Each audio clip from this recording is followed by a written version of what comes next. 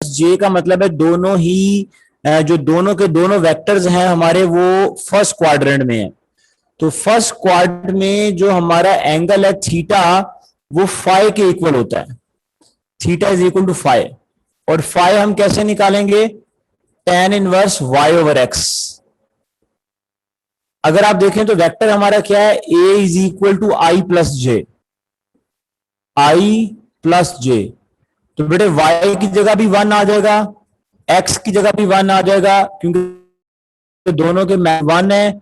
तो बेटे यहां पर आ जाएगा tan inverse 1 is equal to 45 degree. Right option is beta 45 degree.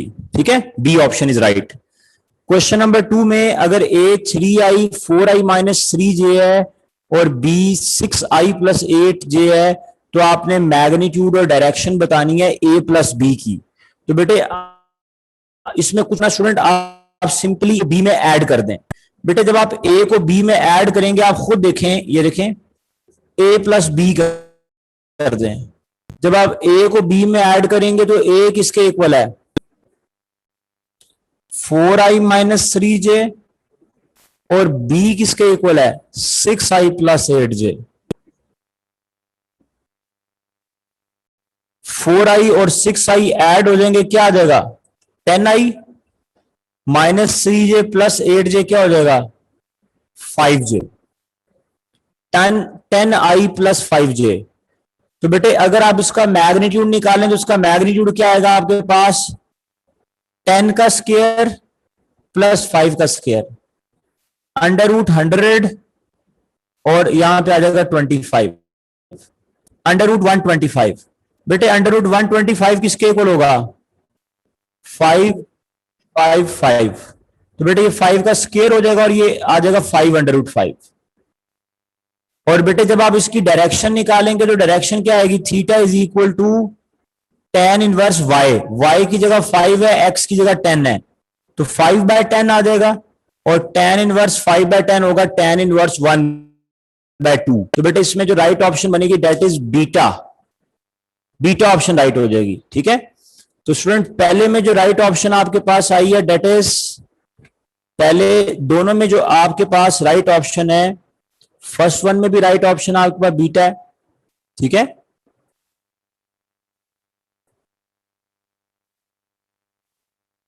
हाँ जी। और जो सेकंड वन है बेटे उसमें भी राइट ऑप्शन हमारे पास जो है वो बीटा है।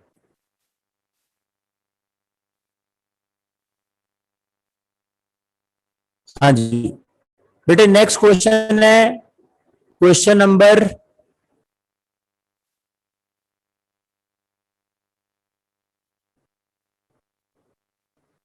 3।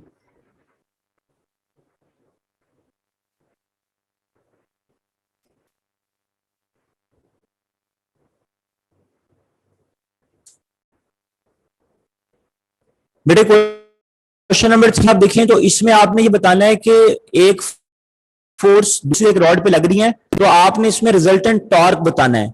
बेटे ये बड़ा टेक्निकल सवाल है और बच्चों आपने बड़े ध्यान से इसको करना है। स्टूडेंट ये देखें, बेटे हमारे पास एक रॉड है, ये एक रॉड है, ठीक है।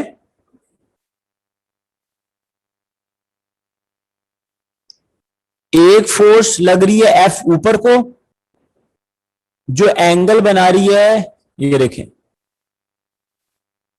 ये वाली फोर्स जो एंगल बना रही है दैट इज अल्फा। ठीक है, ये वाली फोर्स एफ है। और बेटे जो ये वाली फोर्स एंगल बना रही है ये वाली, इसका एंगल उसने यहां से लिया है बीटा। बीटा। और बेटे जो रॉड है इसकी लेंथ क्या है? एल। एल। तो बेटे अल्फा के सामने क्या होगा? अल्फा के सामने एफ साइन अल्फा और थीटा और अल्फा और 90 के साथ क्या होगा? F cause alpha. आपको मैंने लास्ट टाइम लेक्चर में बताया था कि अल्फा के सामने हमेशा साइन वाला कंपोनेंट और जहां पे एंगल और 90 होता है वहां पे कॉज वाला कंपोनेंट। ऐसी है बेटे। अगर आप देखें तो यहां पर बीटा के सामने क्या होगा? ये एफ है, बीटा के सामने क्या होगा? एफ साइन बीटा और बीटा और 90 के साथ क्या होगा? F cos beta. F cos beta. बेटे अगर आप देखें तो एफ कॉस बीटा और एफ साइन अल्फा एल के अलोंग है, तो ये तो टॉर्क प्रोड्यूस नहीं करेंगे। टॉर्क प्रोड्यूस कौन करेगा? एफ साइन बीटा जो एल के परपेंडिकुलर है, और एफ कॉस अल्फा जो एल के परपेंडिकुलर है, क्योंकि टॉर्क में मैंने आपको बताया था हमेशा फोर्स परपेंडिकुलर होगी। अगर फोर्स परपेंडिकुलर नहीं है तो आपने देखना परपेंडिकुलर कंपोनेंट कौन सा है। तो बेटे यहां पर एफ कॉस अल्फा ऊपर है और एफ साइन बीटा नीचे है, तो बेटे यहां पर टॉर्क क्या होगा? L F cos alpha, F cos alpha ऊपर है, साइन बीटा नीचे है, तो टॉर्क इन दोनों की वजह से होगा, लेकिन ये दोनों ऑपोजिट है, तो यहां पर आएगा L F sine beta. Alpha में कॉस की वजह से साइन होगा और बीटा में साइन की वजह से। तो बेटे यहां पर जो राइट ऑप्शन आपके पास बनेगी डेट इज, इसको वो F1 बोल रहा है, इसको F2 बोल रहा है। तो बेटे यहां पे राइट ऑप्शन आपके पास आ जाएगी चार्ली। ठीक है, L F1 cos alpha, L F2 sine beta. Question number 4 में x is equal to 80 square plus BT, T is the time and V is the velocity, find the value of A and B। ये मैंने आपको class में बच्चों करवाया था, आपको याद होगा। V is equal to 80 square plus, तो होमोजेनिटी के अकॉर्डिंग V को 80 स्क्वायर के बराबर भी कर लें और V को BT के कर लें। V 80 स्क्वायर के बराबर भी है, V BT के बराबर भी है, दोनों को इक्वल कर लें आपस में। अब आपने A और B की वैल्यू बतानी है स्टूडेंट, तो बेटे यहां से A की वैल्यू निकालेंगे V ओवर T स्क्वायर और यहां से B की वैल्यू निकालेंगे V ओवर T। V किसके इक्वल है बताएं? मीटर पर सेकेंड, और T square second square, second square ऊपर आके -2 हो जाएगा, तो A की वैल्यू हो जाएगी ms -3, ms -3। और B की वैल्यू कैसे निकलेगी? V मीटर पर सेकेंड और T सेकेंड, तो सेकेंड ऊपर आके -1 होगा, B की वैल्यू आएगी पर सेकेंड स्क्वायर।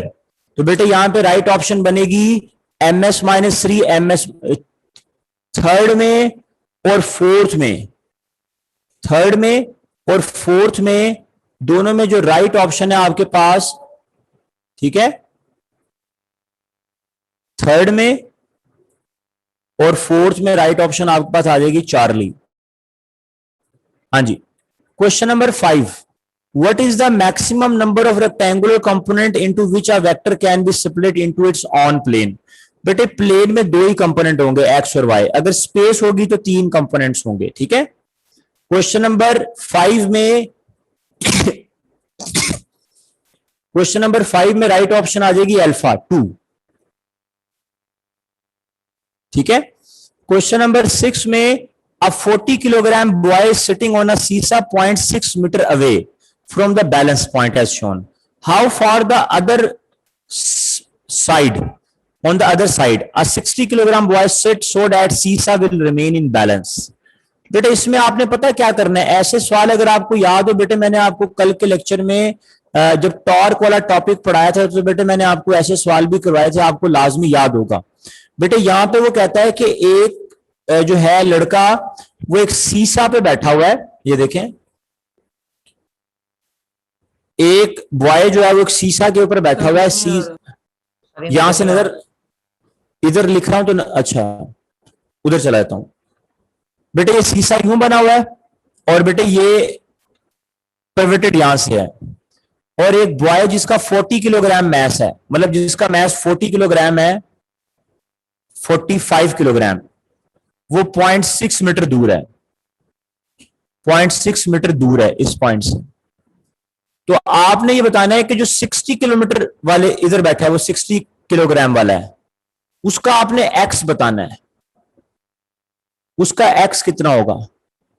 ठीक है, अब बेटे पहला काम क्या करना है, पिवट के नीचे इज इक्वल टू का साइन आ जाएगा, फोर्स को मोमेंट आर्म से मल्टीप्लाई करें, 45 मल्टीप्लाई बाय 0.6, यहां पर ये 60 है, इसको एक्स से मल्टीप्लाई करें क्योंकि एक्स आपने बताना है। तो बेटे एक्स किसके इक्वल आ जाएगा, 45 मल्टीप्लाई बाय 6/10, 0.6 को 6/10 लिख लिया, और ये 60 इधर आ गया, 6 और यहां पे 6 आ जाएगा, तो बेटे यहां पर आ जाएगा 45/60, जिसका आंसर आपके पास आएगा 3/4। और 3/4 बेटे किसके इक्वल होगा बताएं? 3/4 का नहीं आएगा। जी बेटे 0.45 6 डिवाइड बाय 60 45 0.7 से 3/4 का आंसर आपके पास आना चाहिए, ये देखें। 6/60 जो होगा 0.7 सर वो 10 आएगा 6 डिवाइड बाय हाँ सॉरी बेटे, यहाँ पे 10 आएगा और यहाँ पर आपके पास हो जाएगा 45 और 100, तो बेटे 0.45 आंसर आएगा। ठीक है, x 0.45 हो जाएगा। Right option is delta, delta right option आ जाएगी।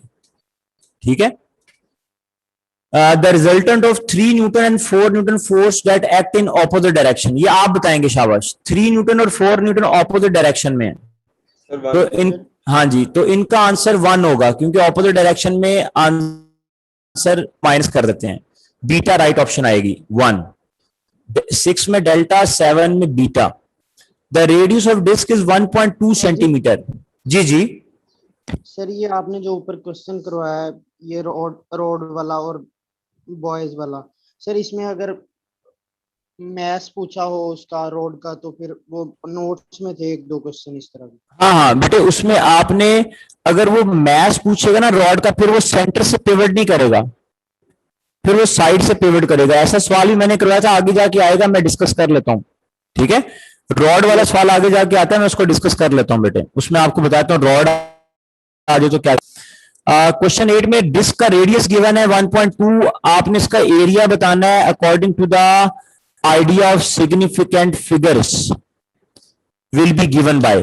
तो बेटे रेडियस होता है पाई आर स्क्वायर डिस्क का, तो बेटे अगर एरिया पाई आर स्क्वायर है, जरा मुझे बताएं एरिया पाई आर स्क्वायर है, पाई 3.14 है और आर की 1.2 आ जाएगा। बेटे आपको पता है इसका आंसर, मैं आपको बता देता हूं, इसका आंसर है 4.5 सेंटीमीटर स्क्वायर। आप बोलेंगे सर आपने जुबानी कैसे बताया, बोलें। इसका जब आप पूरा आंसर निकालेंगे ना तो बेटे इसका पूरा आंसर आएगा 4.5216 सेंटीमीटर स्क्वायर। लेकिन बल्कि सॉरी यहां पे, बल्कि इसको यहां तक लिखेंगे, यहां तक।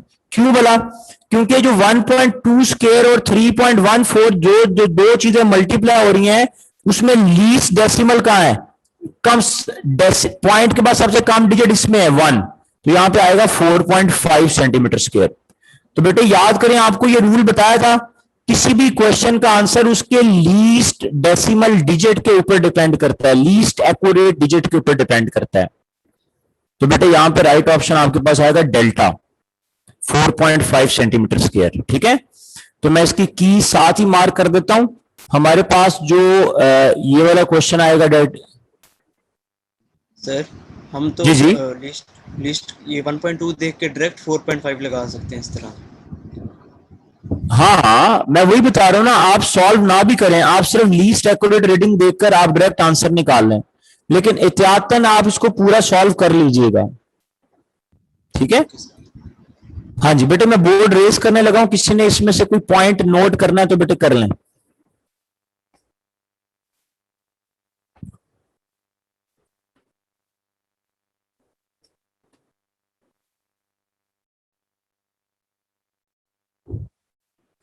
बेटे ये आपको रूल सिखाया था, होमोजेनिटी के अकॉर्डिंग लेफ्ट हैंड साइड पे जितनी भी चीजें होती हैं और राइट हैंड साइड पे जितनी भी चीजें होती हैं उनकी डायमेंशन बराबर होती हैं, तो आप इनको आपस में होमोजेनिटी के रूल के अकॉर्डिंग इक्वल कर सकते हैं। ये मैंने पूरा टॉपिक आपको समझाया था और इसके 2-3 सवाल भी कराए थे बेटे। A particle is moving in a circular path, 9 number question है, at constant speed the magnetic change in velocity after it has described at an angle of 60 degree। तो बेटे इसमें आपने ये बताना है कि अगर एंगल 60 डिग्री होगा तो magnitude of the change in velocity बताना है after it describe at an angle of 60 degree. तो बेटे ये थोड़ा सा इररिलेवेंट क्वेश्चन है, इसमें आपने पता है क्या करना है, ये देखें, इसको मैं रेस करने लगा हूं बेटे।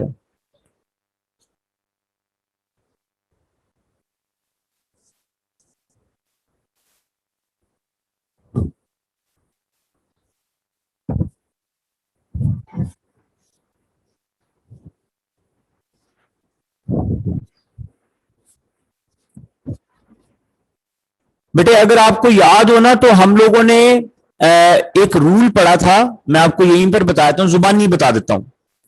बेटे अगर आपको याद हो तो cos 60 और cos 120, हमने एक रूल पढ़ा था, आपको इसको सॉल्व नहीं करते, हमने एक रूल पढ़ा था कि F1 F2 और इनका आंसर आ रहा है R। अगर ये तीनों की मैग्नीट्यूड्स बराबर हैं तो इनमें एंगल क्या होगा, बोले 120 जीरो। ना यार, अगर तीनों की मैग्नीट्यूड्स बराबर हैं तो इनका एंगल 120 डिग्री होगा। याद करें मैंने आपको बताया था F1 ये वाला एंगल और ये वाला वेक्टर के दरमियान एंगल 120। तो बेटे अगर आप देखें तो 60 डिग्री cos 60 का आंसर भी तो वही होता है जो cos 120 का होता है। सिर्फ फर्क किसका है कि cos 60 के आंसर में +1/2 आएगा, cos 120 में -1/2 आएगा। तो इसका मतलब है कि अगर वेलोसिटी v है तो चेंज इन वेलोसिटी का मतलब है वो आपसे रिजल्टेंट पूछ रहा है। तो अगर एंगल 60 डिग्री है तो जो वेलोसिटी है वही उसका रिजल्टेंट आएगा। बैटरी चल जाए यार, वो ठंडा है थोड़ी होते यार जिसका बन जाएगी केड़ी काली है हूं। बेटे माइक किसका ऑन है, मैं इसलिए ना आप लोगों को माइक ऑन नहीं करता। मैं कहता हूं कि बच्चे साथ साथ सवाल पूछते रहे, लेकिन ना 2-3 बच्चों की वजह से ना मुझे मजबूरन बेटे माइक ऑफ करने पड़ते हैं आपके। हाँ जी, तो स्टूडेंट यहां पर बेटे हमारे पास क्या आ जाएगा,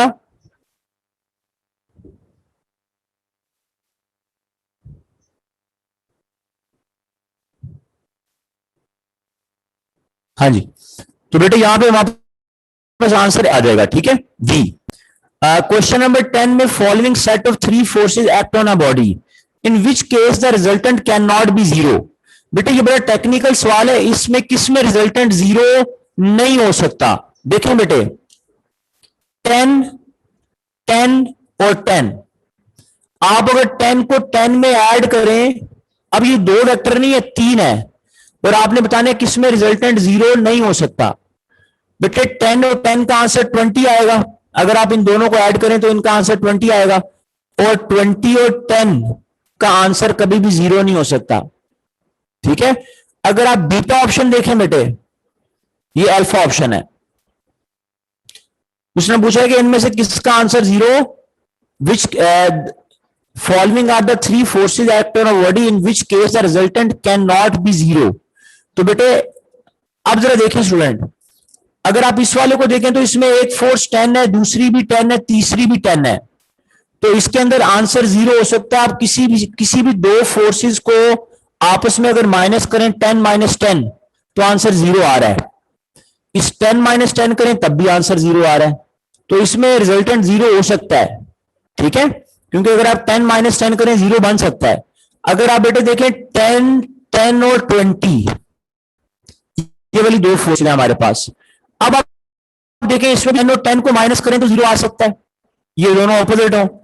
अगर आप चार्ली वाली देखें तो 10 20 और 20 है, अगर आप 20 को 20 से माइनस करें तब भी जीरो आ सकता है। लेकिन अगर आप डेल्टा को देखें तो डेल्टा में 10 20 और 40, अगर आप देखें तो ये तीनों फोर्सेस डिफरेंट है। अगर आप 40 को 20 से माइनस करें 20 आएगा, 20 को 10 से माइनस करें 10 आएगा, 10 को 40 से करें 30 आएगा, तो इसमें जीरो नहीं आ सकता। So in which case the resultant can not be zero, the case the right option is delta. Delta में ऐसा पॉसिबल नहीं है, ठीक है। नेक्स्ट क्वेश्चन है, if a vector A is along positive X axis, B is another vector such that A cross B is zero. बेटे अगर ए cross B zero है, इसका मतलब है दोनों आपस में पैरेलल है, ऐसी है ना। अगर ए क्रॉस बी जीरो है, इसका मतलब है ए और बी पैरेलल है। तो अगर ई पॉजिटिव एक्स एक्सिस में पैरेलल या एंटी पैरेलल में क्रॉस प्रोडक्ट जीरो होता है, तो अगर ए पॉजिटिव एक्स एक्सिस में है तो बी नेगेटिव एक्स एक्सिस में होगा, -4i। तो क्वेश्चन नंबर 11 में राइट ऑप्शन आ जाएगी बीटा। इसको सॉल्व करने की जरूरत नहीं है बेटे आपको, ठीक है। ये आपके पास बीटा आ जाएगी इसमें, और इस वाले में बेटे हमारे पास आ जाएगा ये वाला क्वेश्चन डेल्टा। बेटे इसके बाद नेक्स्ट क्वेश्चन की तरफ चलते हैं। Question number 12, the angle between 2i + 3j and y axis आपने एंगल एक्स एक्सिस के साथ नहीं बताना, वाई एक्सिस के साथ बताना है। पहले सुन लें, क्वेश्चन नंबर नोट कर लें, जो आपसे नहीं हो रहा वो हम लास्ट में कर लेंगे। अच्छा जी, angle between 2i plus 3j and Y axis. बेटे वेक्टर क्या है हमारे पास, 2i प्लस 3j, और आपने एंगल बताना है किसके साथ, वाई एक्सिस के साथ। बेटे मेरी बात जरा सुनिएगा, ये देखें, वेक्टर x में कितना है 2 और y में कितना है 3, और ये जो रिजल्टेंट है ये एंगल y के साथ है। तो बेटे थीटा के सामने क्या होगा बताएं, थीटा के सामने हमारे पास आएगा यहां पर a साइन थीटा, और थीटा और 90 के साथ क्या आएगा, a कॉस थीटा। ऐसी है ना बेटे, a sine theta over a cos theta. अब बेटे अगर आप देखें तो ये वाला हमारा ax है, ax, और ये वाला बेटे हमारा क्या है, a कॉस थीटा ay है। तो बेटे यहां पर बताएं क्या आएगा, theta is equal to tan inverse y over x, tan inverse y over x। अब बेटे अगर तो एंगल होता ना एक्स एक्सिस के साथ तो हम क्या कहते, y ओवर एक्स 3/2 आंसर हो जाता, 3/2।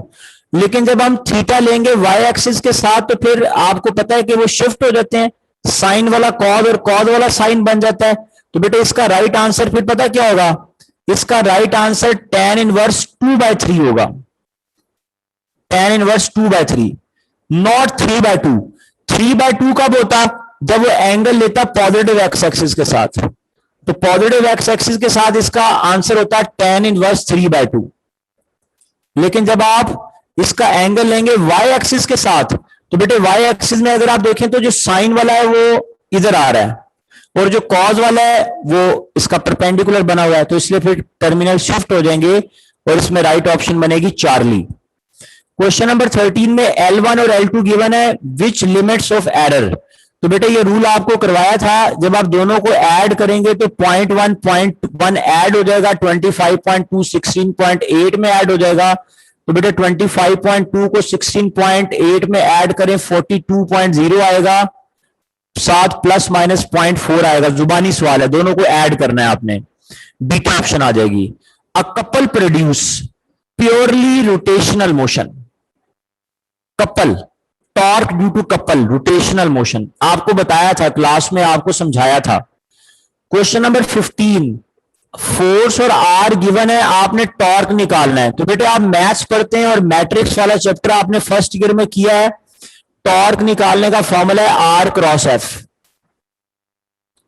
तो बेटे आपको आर और एफ गिवन है, अगर आर कितना गिवन है 731, एफ कितना गिवन है -315, आई जे के। जब मैं आई की बात करूंगा तो आई वाली कॉलम और आई वाली रो छोड़ दूंगा, यहां पर क्या आ जाएगा 3 × 5 15 -1। जब मैं जे की बात करूंगा, जे वाली कॉलम और जे वाली रो छोड़ दूंगा, जे के साथ माइनस आएगा। 7 × 5 35। मेरे ख्याल में ये आपको बताने की जरूरत नहीं है, मैथ्स में डिटर्मिनेंट निकालना आप सारों को आता है। जब मैं के की बात करूंगा तो के वाला कॉलम और के वाली रो छोड़ दूंगा, 7 × 1 7 -3 × 3 -9। यहां पर आ जाएगा 14i minus minus plus -38j, लेकिन ये वाला माइनस तो है ना, यहां पे आ जाएगा 16k। Right option is alpha, alpha is the right option. Let we have two vector a and b, the angle between a plus b and a cross b। बताएं जी, a प्लस b और a cross b एक दूसरे के साथ 90 degree का angle बनाएंगे, वो कैसे, ये देखें बच्चों, a प्लस b, ये वेक्टर a है जो वेक्टर b में ऐड हो गया, वेक्टर a b में ऐड हो गया, तो इनका रिजल्टेंट भी xy प्लेन में होगा। लेकिन जब आप इनकी डायरेक्शन निकालेंगे ना ए से बी, तो इनका जो क्रॉस प्रोडक्ट है ए क्रॉस बी वो जेड में होगा। मतलब ए प्लस बी का रिजल्टेंट उसी प्लेन में होगा जिसमें ए और बी है। लेकिन जब आप अपनी उंगलियों को ए से बी की तरफ लेके जाएंगे क्रॉस प्रोडक्ट की डायरेक्शन निकालने के लिए, तो वो जेड एक्सिस में आएगा। इसका मतलब यह है, मैंने आपको क्लास में बताया था राइट हैंड रूल की जो डायरेक्शन होती है थंब की, वो प्लेन के परपेंडिकुलर होती है। तो ए प्लस बी और ए क्रॉस बी एक दूसरे के परपेंडिकुलर होंगे। Right option is 90 degree. ठीक है, तो बेटे मैं दोबारा से रिपीट कर रहा हूं, पॉइंट में राइट ऑप्शन हमारे पास क्या थी, चार्ली, और इसमें राइट ऑप्शन हमारे पास बीटा, अगेन बीटा, 15 में बेटे हमारे पास अल्फा,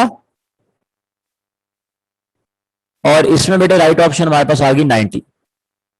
हाँ जी बेटे, हमारे पास है vector A 3i plus J plus K और B A the value of A cross B. तो बेटे आपने ए क्रॉस बी की वैल्यू बतानी है। आप बोलेंगे सर ए का मतलब बेटे पता क्या है, आसान है स्टूडेंट। आपने जिस तरह मैंने अभी ये डिटर्मिनेंट ओपन किया है ना, आप ऐसी डिटर्मिनेंट ले लें। डिटर्मिनेंट कैसे लेंगे, ए क्रॉस बी अगर देखें, ए क्रॉस बी का मतलब ये है कि ये आई है, ये जे है और ये के है। ठीक है, बड़ा आसान। पहले ए लिख लें 3 1 2, फिर बी लिख लें 2 -2 4। इनका अब जो आंसर आएगा उसका ले लें मैग्नीट्यूड। जिस तरह अगर मैं इसका मैग्नीट्यूड तो 14 square plus minus 38 square plus 16 square, तो इसका आंसर निकाल लें और उसका रूट, आपको इनमें से राइट ऑप्शन मिल जाएगा 17 में। ये आप सॉल्व करके देख लें। ठीक है, हाँ जी। If A plus B is equal to A plus B, the angle between A and B is, बताएं जी।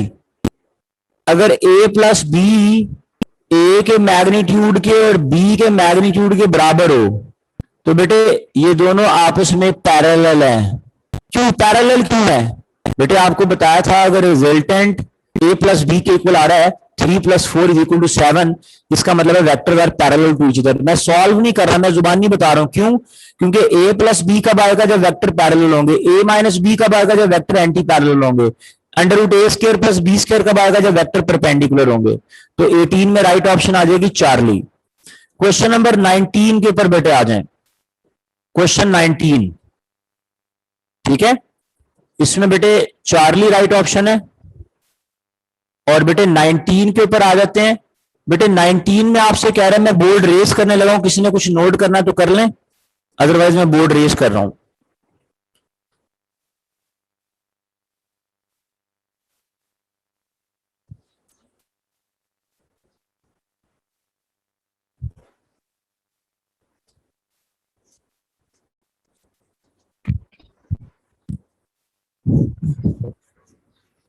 स्टूडेंट क्वेश्चन नंबर 19 में आपसे कहा जा रहा है y is equal to a plus B, the maximum percentage error.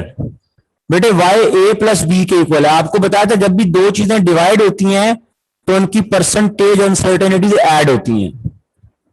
तो बेटे a की परसेंटेज अनसर्टेनिटी क्या है, delta a over a multiply by 100, और b की परसेंटेज अनसर्टेनिटी क्या है, delta b over b multiply by 100। इसको आप यूं भी लिख सकते हैं, delta A over A plus delta B. यहां पे डेल्टा ए का मतलब है लीस्ट काउंट और ओवरऑल सारे के साथ 100। ठीक है, ये बड़े आसान सवाल है बेटे जो मैं आपको बता रहा हूं अभी। क्वेश्चन नंबर 20 में, let F be the force acting on a particle having position vector R and T torque. तो आपने ये बताना है कि इनमें से कौन सी ऑप्शन ठीक है। बेटे अल्फा ऑप्शन है T dot R is equal to 0 और एफ डॉट टॉर्क नॉट 0। बेटे जरा देखें, मैं आपको यहीं पर समझा देता हूं। अगर टॉर्क आर क्रॉस एफ के इक्वल है ना, तो बेटे टॉर्क एफ के भी परपेंडिकुलर होगा और टॉर्क आर के भी परपेंडिकुलर होगा। तो बेटे फिर टॉर्क अगर ये परपेंडिकुलर है तो टॉर्क का डॉट प्रोडक्ट आर के साथ भी 0 होगा क्योंकि cos 90 0 आएगा, और टॉर्क का एफ के साथ भी डॉट प्रोडक्ट 0 आएगा। ठीक है, तो बेटे ऐसा हो रहा है चार्ली में, ऐसा चार्ली में हो रहा है। क्योंकि अगर ये परपेंडिकुलर है तो इनके डॉट प्रोडक्ट 0 होंगे। Right option is Charlie. 20 में राइट ऑप्शन चार्ली है। क्वेश्चन नंबर 20 कोई बाहर से सवाल नहीं आया। क्वेश्चन नंबर 20 आपकी शॉर्ट क्वेश्चन है जो कि आप एफएससी करते वक्त छोड़ देते हैं और टीचर नहीं करवाते कि बच्चों ये तो नहीं आता, लेकिन ये एनएटेस में बेटे आ जाता है। ठीक है स्टूडेंट, जरा देखिएगा बेटे, ये हमारे पास, इसको बड़े ध्यान से समझना है। ये हमारे पास एक इंक्लाइंड प्लेन है। इस इंक्लाइंड प्लेन में ये एक बॉक्स है, ये एक बॉक्स है। इस बॉक्स के ऊपर एक फोर्स लग रही है ये, जिसका एंगल क्या बन रहा है? अल्फा। अल्फा अल्फा यस बेटे, इस अल्फा के सामने क्या है? अल्फा के सामने एफ साइन अल्फा, और अल्फा और 90 के साथ क्या है? F cause alpha. F cause alpha. ये मैंने इस एफ के कंपोनेंट्स बना लिए, सही हो गया। लेकिन बेटे इसका वेट चाहेगा कि ये नीचे को जाए, तो इस बॉडी का वेट किस तरह एक्ट करेगा? नीचे को। W is equal to mg, weight नीचे को एक्ट करेगा। और जो नॉर्मल फोर्स है, नॉर्मल फोर्स, आपको पता है नॉर्मल फोर्स क्या होती है? एक फोर्स जो कि बॉडी के परपेंडिकुलर एक्ट करती है, that is called normal force. अगर आप देखें तो नॉर्मल फोर्स इंक्लाइन के साथ 90 का एंगल बना रही है। बेटे ये नॉर्मल फोर्स है n, इसको फिजिक्स में नॉर्मल फोर्स बोला जाता है, जिसको आप वेक्टर एरिया भी कहते हैं, which is always perpendicular to plane. बेटे अगर मैं इसको नीचे लेके आऊं, इसको, और ये वाला एंगल, इसको मैं बोलूं ये वाला एंगल थीटा है, तो बेटे इस थीटा के सामने क्या होगा? इस थीटा के सामने वेट का साइन वाला कंपोनेंट होगा। एंगल के सामने हमेशा साइन वाला कंपोनेंट है। तो अगर ये mg साइन थीटा है, तो बेटे ये वाला जो होगा इसके कॉरेस्पॉन्डिंग ये भी क्या होगा? mg sine theta. अगर ये थीटा के सामने mg साइन थीटा, तो ये भी क्या होगा? mg sine theta. अब आप देखें तो f कॉज अल्फा इधर है, mg साइन थीटा इधर है, तो ये दोनों एक दूसरे के ऑपोजिट हैं। f कॉज अल्फा इधर है, mg साइन थीटा इधर है, तो हम इसको लिखेंगे f cause alpha minus mg sine theta. Understand? क्योंकि बॉडी ऊपर को जा रही है, इसलिए f कॉज वाला पहले आएगा, mg साइन थीटा बाद में आएगा। दोबारा देख लें, ये नॉर्मल ऊपर को है, वेट नीचे को, तो ये थीटा के सामने mg साइन थीटा यूं आया, तो ये mg साइन थीटा बना सकते हैं, कॉर्ड बराबर होती हैं। तो यहां पे राइट ऑप्शन आएगा चार्ली। ये आपकी बुक में सॉल्व हुआ है, बुक का शॉर्ट क्वेश्चन है बेटे ये। Question 22, the number of steradian in a sphere are 4 pi. ये एफएससी का सवाल है, कितने स्टे रेडियन होते हैं एक स्फीयर में? 4 पाई स्टे रेडियन होते हैं। ठीक है, राइट ऑप्शन इज चार्ली। तो बेटे इसमें 7 में राइट ऑप्शन अल्फा है, इसमें राइट ऑप्शन चार्ली है, चार्ली। हाँ जी बेटे, आई डॉट जे क्रॉस के, बेटे जे क्रॉस के आई होता है, आई डॉट आई 1 हो जाएगा। के क्रॉस आई जे होता है, जे डॉट जे 1 हो जाएगा, 1 + 1 2 हो जाएगा। जुबानी सवाल है ये, इसका आंसर 2 है। आई थिंक ये आपको करना चाहिए बेटे। अ vector can have dash components infinite. अगर बोले रेक्टेंगुलर कंपोनेंट तो 2 डायमेंशन में 2, 3 डायमेंशन में 3, लेकिन अगर सिर्फ कंपोनेंट बोले तो वो बहुत सारे हैं, इनफाइनाइट। तो बेटे 23 में 2 और 24 में इनफाइनाइट। हाँ जी, इसमें बेटे 2 आएगा और बेटे इसमें आपके पास इनफाइनाइट हो जाएगा। Question number 25, a man travel 1 mile due east. ये जरा देखें, एक पर्सन है बेटे, ये मैं बनाता हूं, east west north south. A person travel 1 mile due east. एक बंदा 1 माइल ईस्ट में गया, 5 mile due south, 5 mile south में गया, 5 माइल साउथ में चला गया।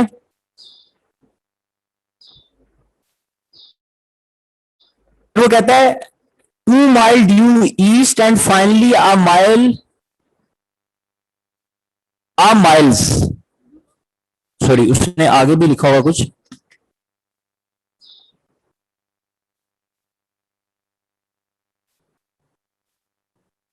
अच्छा, फिर उसने बोला 2 माइल ड्यू ईस्ट, उसके बाद वो 2 माइल ईस्ट में आया,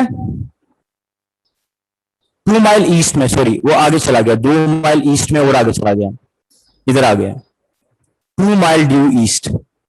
ठीक है, साउथ में जाने के बाद 2 माइल ईस्ट में फिर गया, and finally a mile north. अब ये मसला है कि इसने यहां पे गिवन नहीं है, आ माइल्स का मतलब क्या है, इसको छोड़ दें, इसमें स्टेटमेंट में मसला है। उसने नॉर्थ वाली माइल्स लिखी नहीं हुई कितनी है, फाइनली आ माइल। अब 1 माइल है, ये कितना चले, अगर नॉर्थ में 1 ले लें, 1 माइल, तो बेटे पता क्या होगा, स्टूडेंट जरा देखिएगा, अगर वो नॉर्थ में वापस ऊपर गया, नॉर्थ में 1 माइल, तो बेटे पता क्या होगा, डिस्प्लेसमेंट तो यहां से निकलेगी। अब आप पहले देखेंगे ये 1 और ये 2, हाँ जी ये हो जाएगा, ये देखें, अगर आप देखें तो बेटे डिस्प्लेसमेंट तो आपने यहां से निकालनी है, ये 1 और ये 2 कितने हो जाएंगे, 3, तो ये वाला हिस्सा 3 के इक्वल आएगा, और वो 5 नीचे गया था लेकिन 1 ऊपर भी आया है, तो ये वाला हिस्सा क्या हो जाएगा, 4, ये 3 और 4, तो बेटे ये 5 आ जाएगा, ये वाली साइड 5 आ जाएगी, तो उसका राइट आंसर 5 है, बीटा 5 माइल्स। ठीक है, the resultant of 2 equal force is double, the angle between them is 0 degree, क्योंकि आंसर डबल तभी होगा जब वो ऐड होगा, और ऐड तभी होंगे जब दोनों पैरेलल होंगे। बेटे सिंपल सवाल है, अगर मैं हर किसी को दोबारा एक्सप्लेन करूंगा जैसे लेक्चर में एक्सप्लेन किया था, तो स्टूडेंट ये फिर काफी ज्यादा लेंथी हो जाएगा काम। ठीक है बेटे, नेक्स्ट है आपके पास 27, angle between I plus J and J plus के। तो बेटे आई प्लस जे में और जे प्लस के में एंगल आपको कैसे पता लगेगा, ये देखें स्टूडेंट्स, आई एक्स एक्सिस में और ये जे है, तो बेटे आई प्लस जे की डायरेक्शन क्या होगी, आउट ऑफ पेपर, और के किधर है, बाहर को, और जे क्रॉस के की डायरेक्शन क्या होगी, मतलब ये दोनों अगर आप देखें तो आई प्लस जे की डायरेक्शन के में आएगी, और जे प्लस के की जो डायरेक्शन होगी, उसने बोला कि angle between I plus J and J plus के। ठीक है ना, तो आई और जे की डायरेक्शन जब आप निकालेंगे तो ये हमारे पास आई प्लस जे की डायरेक्शन आएगी के में, और जे प्लस के की डायरेक्शन आएगी आई में। तो बेटे आई और जेड एक दूसरे के परपेंडिकुलर हैं, तो यहां पर बेटे हमारे पास आएगा, आप इसको यूं भी कर सकते हैं, इसको छोड़ें, आप इसको यूं कर लें, ये देखें उसने एंगल पूछा है ना, आप इसको यूं सॉल्व कर लें, theta is equal to cos inverse A dot B over A B, ये वाला फॉर्मूला लगा लें, ए डॉट बी, आई वाला कोई भी नहीं है, जे को जे से करें 1 आ जाएगा, इधर 1 आएगा, ए डॉट बी करेंगे ना तो आई डॉट जे 0 होगा, आई डॉट के भी 0 होगा, जे डॉट जे 1 आएगा बस, तो डॉट 1 आ जाएगा, यहां पे कॉस इनवर्स आ गया, और ए बी किसके इक्वल आएगा, दोनों के मैग्नीट्यूड ले √2 √2 का स्क्वायर 2 आएगा, कॉस इनवर्स 1/2 60 डिग्री होता है, 60 डिग्री, डेल्टा ऑप्शन राइट है। अब vector f1 is along x axis, अगर f1 और f2 का आंसर 0 है देन f2 कुड बी। बेटे अगर f1 x एक्सिस में है तो जो f2 है वो या तो y में होगा या z में होगा, j प्लस के अल्फा, क्योंकि डॉट तभी 0 होगा अगर एक x में तो दूसरा उसके परपेंडिकुलर हो। Question 29, a force of 20 Newton is making an angle of 30 degree with y axis. अब वो 30 डिग्री किसके साथ बना रही है, y एक्सिस के साथ, ये देखें फोर्स जो है वो 30 डिग्री एंगल y एक्सिस के साथ बना रही है, तो आपने क्या बताना है इसका, x कंपोनेंट इज, तो बेटे थीटा के सामने क्या होगा, f साइन थीटा, और अब f sine theta x component है, अब f sine theta x component है, तो बेटे साइन 30 क्या होता है 1/2, तो बेटे f की जगह 20 आ जाएगा, और साइन 30 क्या है 1/2 इंटू 20 10 आ जाएगा, चार्ली ऑप्शन। में देख के बताएं कितने सिग्निफिकेंट फिगर हैं 24.000 में, बताएं जी, शाबाश, हरी अप। 5 सिग्निफिकेंट फिगर है, नॉन जीरो के बाद वाले जीरो भी सिग्निफिकेंट होते हैं। 5 alpha, maximum and minimum magnitude of the resultant of two vector A and B are in the ratio 3:1. Which of the following relation is true? वो कहता है कि आंसर जो है ना मैक्सिमम और मिनिमम, ये देखें दो वेक्टर्स का मैक्सिमम आंसर कितना आ रहा है 3 और मिनिमम क्या आ रहा है 1। ऐसा कब होगा, ऐसा कब होगा जरा देखें, अगर एक वेक्टर का मैग्नीट्यूड 1 और दूसरे का 2 हो तो 1 + 2 क्या आएगा 3, और 1 - 2 क्या आएगा 1। तो अगर एक वेक्टर ए और दूसरा 2b है, a = 2b, तो ऐड करेंगे 3 आएगा, 2 को 1 से माइनस करेंगे तो 1 आएगा। तो आंसर 3:1 तभी आएगा अगर एक वेक्टर ए और दूसरा उसका डबल है। अच्छा जी, question number 32, if a cross b 0 और a डॉट b -ab है तो इनमें एंगल 180 डिग्री है।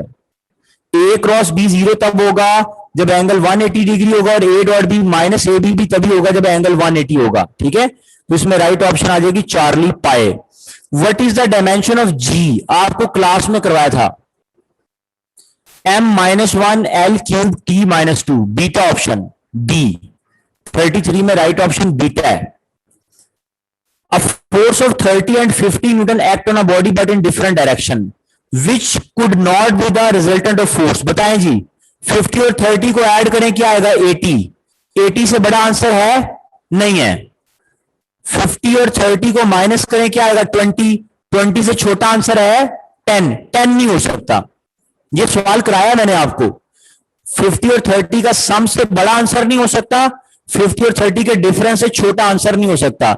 तो 50 और 30 का डिफरेंस आएगा 20। 20 से छोटा मौजूद है 10, जो पॉसिबल नहीं है। ठीक है, क्वेश्चन नंबर 35 में आपने p वेक्टर को q वेक्टर में ऐड करना है। बेटे जरा बताएं, जब p को जब आप उसमें ऐड करेंगे q में, तो 12 का स्क्वायर, ये देखें सिर्फ ये काम करना है बेटे आपने। एक वेक्टर गिवन है ये वाला, दूसरे को आपने उसमें ऐड कर देना है। ये वाला बेटे कितना है 12 और ये 9 है, तो बेटे ये रिजल्टेंट आ जाएगा। तो बेटे रिजल्टेंट किसके इक्वल आएगा 12 का स्क्वायर प्लस 9 का स्क्वायर। तो बेटे 12 का स्क्वायर क्या है 144, 9 का 81, √2 25 आ जाएगा, जो 15 के इक्वल है। और रिजल्टेंट की डायरेक्शन क्या होगी, रिजल्टेंट की डायरेक्शन होगी O से Q की तरफ, O to Q, O से Q की तरफ। ठीक है, क्वेश्चन नंबर 36 के अंदर the resultant of two vectors of magnitude 3 and 4 is 1।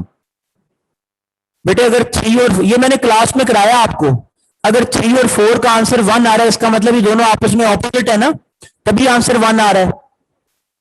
Answer 1 आने का मतलब है 3 और 4 ऑपोजिट है, तो इनका क्रॉस प्रोडक्ट फिर 0 होगा। क्रॉस प्रोडक्ट 0 क्यों होगा बताएं, क्योंकि a क्रॉस b 0 होता है अगर दो एंटी पैरेलल हो। क्वेश्चन नंबर 37 में पावर का फॉर्मूला है V²/R। वोल्टेज में भी अनसर्टेनिटी गिवन है, रेजिस्टेंस में भी गिवन है। आपने बताना है कि पावर में अनसर्टेनिटी क्या होगी। What is the uncertainty in power. Question number 37, बेटे मैं इसको रेस करने लगा हूं।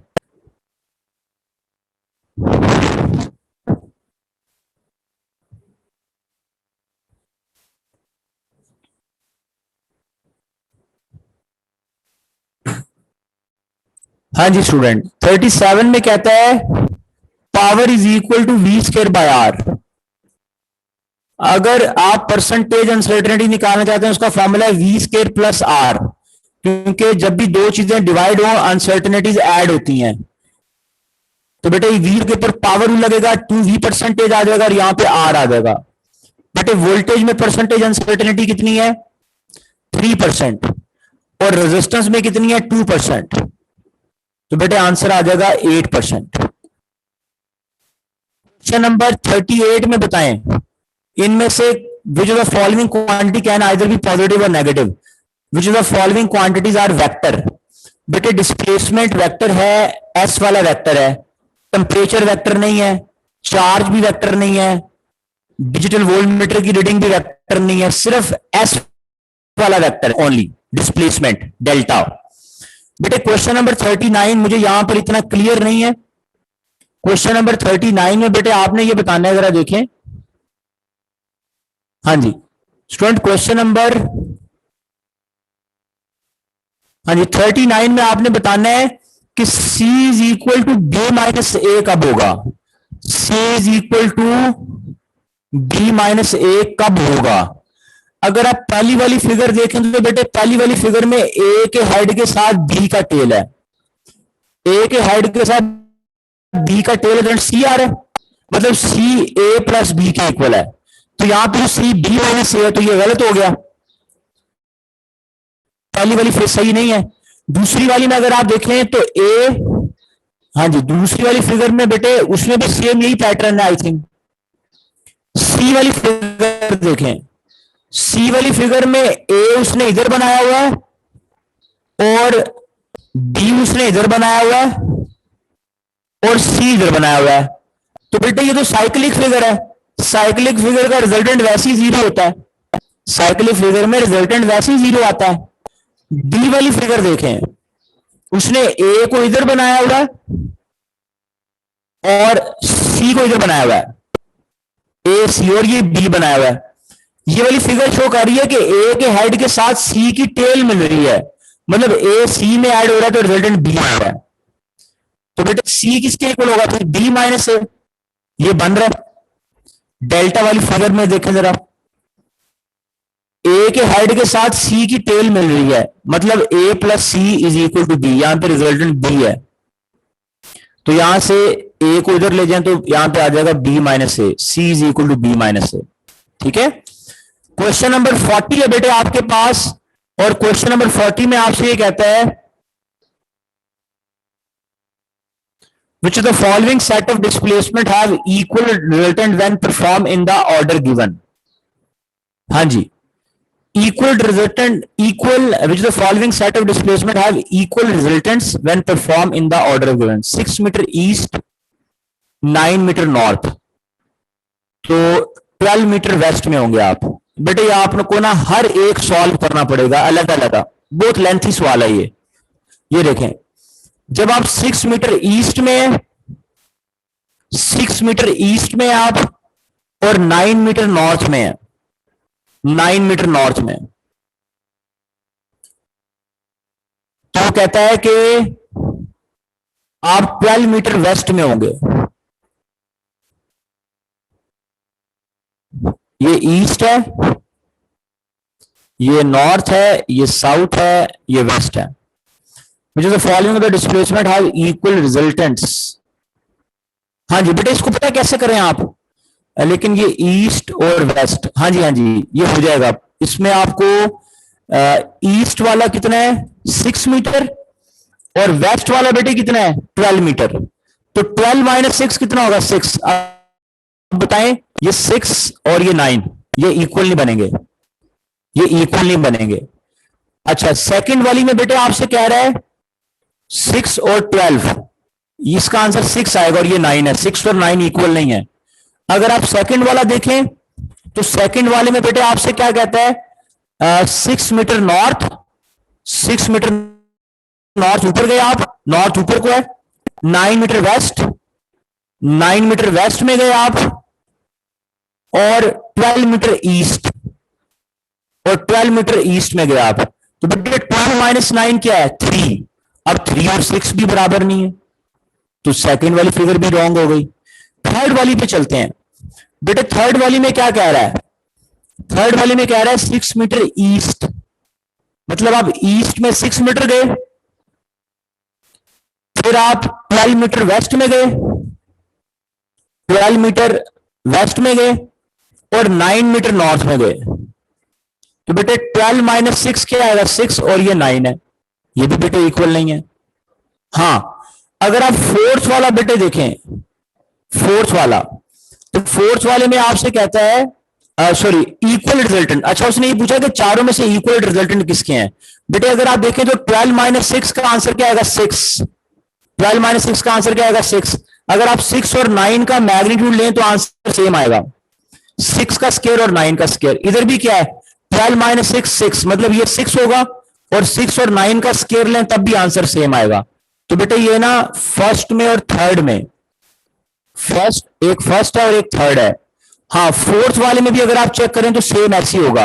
वो कैसे, ये देखें फोर्थ वाले में बेटे उसने आपसे बोला है कि 9 मीटर नॉर्थ, ऊपर गए 9 मीटर नॉर्थ में और 6 मीटर ईस्ट, 6 मीटर गए ईस्ट में आप और 12 मीटर वेस्ट में। तो बेटे